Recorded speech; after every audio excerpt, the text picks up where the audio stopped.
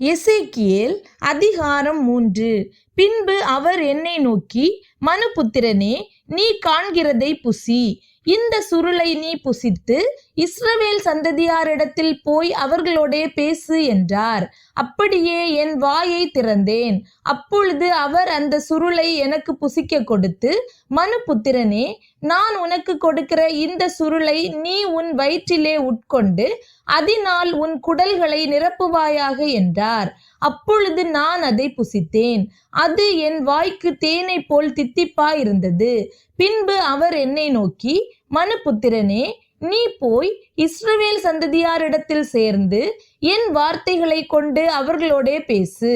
விளங்காத பேச்சும் கடினமான பாஷையும் உள்ள ஜனத்தண்டைக்கல்ல, இஸ்ரவேல் சந்ததியாரிடத்திற்கே நீ அனுப்பப்படுகிறாய். விளங்காத பேச்சும் தாங்கள் சொல்லும் வார்த்தைகளை நீ அறியாத கடினமான பாஷையும் உள்ள அநேகமான ஜனங்களிடத்திற்கு நீ அனுப்பப்படவில்லை. நான் அவர்களிடத்திற்கு உன்னை அனுப்பினாலும் அவர்கள் உனக்கு செவி கொடுப்பார்களோ? இஸ்ரவேல் வீட்டாரோவெனில் உனக்கு செவி கொடுக்க மாட்டார்கள். எனக்கே செவி கொடுக்க மாட்டோம் என்கிறார்களே. இஸ்ரவேல் வம்சத்தார் அனைவரும் கடினமான நெற்றியும் முரட்டாட்டமுள்ள இருதயமும் உள்ளவர்கள். இதோ, உன் முகத்தை அவர்கள் முகத்துக்கு எதிராகவும் உன் நெற்றியை அவர்கள் நெற்றிக்கு எதிராகவும் கெட்டியாக்கினேன். உன் நெற்றியை வச்சிர கல்லை போலாக்கினேன். கண்மலையை பார்க்கிலும் கெட்டியாக்கினேன்.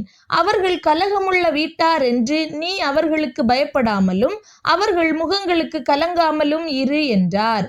பின்னும் அவர் என்னை நோக்கி, மனுபுத்திரனே, நான் உன்னுடனே சொல்லும் என் வார்த்தைகளை எல்லாம் நீ உன் செவிகளாலே கேட்டு உன் இருதயத்தில் ஏற்றுக்கொண்டு நீ போய் சிறைப்பட்ட உன் ஜனத்தின் புத்திரரிடத்திலே சேர்ந்து அவர்கள் கேட்டாலும் கேளாவிட்டாலும் அவர்களோடே பேசி, கர்த்தராகிய ஆண்டவர் இன்னின்னதை உரைக்கிறார் என்று அவர்களோடே சொல் என்றார்.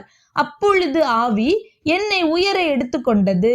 கர்த்தருடைய ஸ்தானத்திலிருந்து விளங்கிய அவருடைய மகிமைக்கு ஸ்தோத்திரம் உண்டாவதாக என்று எனக்கு பின்னாக கூப்பிட்ட மகா சத்தத்தின் இரைச்சலை கேட்டேன். ஒன்றோடொன்று இணைந்திருக்கிற ஜீவன்களுடைய செட்டைகளின் இரைச்சலையும் அதற்கெதிரே ஓடிய சக்கரங்களின் இரைச்சலையும் மகா சத்தத்தின் இரைச்சலையும் கேட்டேன். ஆவி என்னை உயர எடுத்துக்கொண்டது. நான் என் ஆவியின் உக்கிரத்தினாலே மனங்கசந்து போனேன். ஆனாலும் கர்த்தருடைய கரம் என்மேல் பலமாக இருந்தது. கேபார் நதி அண்டையிலே தெலாபீபிலே தாபரிக்கிற சிறைப்பட்டவர்களிடத்துக்கு நான் வந்து அவர்கள் தாபரிக்கிற ஸ்தலத்திலே தாபரித்து 7 நாள் அவர்கள் நடுவிலே பிரமித்தவனாய் தங்கினேன். 7 நாள் முடிந்த பின்பு கர்த்தருடைய வார்த்தை எனக்கு உண்டாகி, அவர், மனுபுத்திரனே, உன்னை இஸ்ரவேல் வம்சத்தாருக்கு காவலாளனாக வைத்தேன். நீ என் வாயினாலே வார்த்தையை கேட்டு என் நாமத்தினாலே அவர்களை எச்சரிப்பாயாக. சாகவே சாவாய் என்று நான் துன்மார்க்கனுக்கு சொல்லுகையில் நீ துன்மார்க்கனை தன் துன்மார்க்கமான வழியில் இராதபடிக்கு எச்சரிக்கும்படியாகவும் அவனை உயிரோடே காக்கும்படியாகவும் அதை அவனுக்கு சொல்லாமலும் நீ அவனை எச்சரிக்காமலும் இருந்தால் அந்த துன்மார்க்கன் தன் துன்மார்க்கத்திலே சாவான். அவன் இரத்தப்பழியோ உன் கையிலே கேட்பேன். நீ துன்மார்க்கனை எச்சரித்தும் அவன் தன் துன்மார்க்கத்தையும் தன் ஆகாத வழியையும் விட்டு திரும்பாமற் போவானாகில் அவன் தன் துன்மார்க்கத்திலே சாவான். நீயோ வென்றால் உன் ஆத்துமாவை தப்புவிப்பாய். அப்படியே நீதிமான் தன் நீதியை விட்டு திரும்பி நீதிகேடு செய்யும் போதும் நான் அவன் முன் இடரலை வைக்கும் போதும் அவன் சாவான். நீ அவனை எச்சரிக்காதபடியினாலே அவன் தன் பாவத்திலே சாவான். அவன் செய்த நீதிகள் நினைக்கப்படுவதில்லை. அவனுடைய இரத்த பழியையோ உன் கையிலே கேட்பேன். நீதிமான் பாவம் செய்யாதபடிக்கு நீ நீதிமானை எச்சரித்த பின்பு அவன் பாவம் செய்யாவிட்டால் அவன் பிழைக்கவே பிழைப்பான். அவன் எச்சரிக்கப்பட்டான். நீயும் உன் ஆத்துமாவை தப்புவித்தாய் என்றார். அவ்விடத்திலே கர்த்தருடைய கரம் என்மேல் அமர்ந்தது. அவர், நீ எழுந்திருந்து பள்ளத்தாக்குக்கு புறப்பட்டு போ, அங்கே உன்னுடனே பேசுவேன் என்றார். அப்படியே நான் எழுந்திருந்து பள்ளத்தாக்குக்கு புறப்பட்டு போனேன். இதோ, கேபார் நதி அண்டையிலே நான் கண்ட மகிமைக்கு சரியாக அங்கே கர்த்தருடைய மகிமை விளங்கினது. அப்பொழுது நான் முகங்குப்புற விழுந்தேன். உடனே ஆவி எனக்குள்ளே புகுந்து என்னை காலூன்றி நிற்கும்படி செய்தது.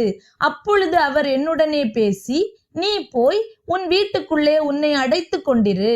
இதோ மனுபுத்திரனே, உன்மேல் கயிறுகளை போட்டு அவைகளால் உன்னை கட்டப் போகிறார்கள். ஆகையால் நீ அவர்களுக்குள்ளே போக வேண்டாம். நான் உன் நாவை உன் மேல் வாயோடே ஒட்டி கொள்ள பண்ணுவேன். நீ அவர்களை கடிந்து கொள்ளுகிற மனுஷனாயிராமல் ஊமையனாயிருப்பாய். அவர்கள் கலக வீட்டார். நான் உன்னோடே பேசும்போது உன் வாயை திறப்பேன். அப்பொழுது கர்த்தராகிய ஆண்டவர் இன்னின்னதை உரைத்தார் என்று அவர்களோடே சொல்வாய். கேட்கிறவன் கேட்கட்டும், கேளாதவன் கேளாதிருக்கட்டும். அவர்கள் கலக வீட்டார்.